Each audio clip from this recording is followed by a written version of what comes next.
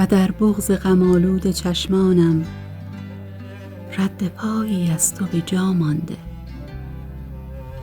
که هیچ باران و طوفانی نمیتواند آن را بشوید و پاک کند. و من در پس این نگاه پر از حسرتم آنقدر از تو دور میشوم تا در آسمان نگاهت گم و محو شوم. شاید از خاطرت بروم و فراموشم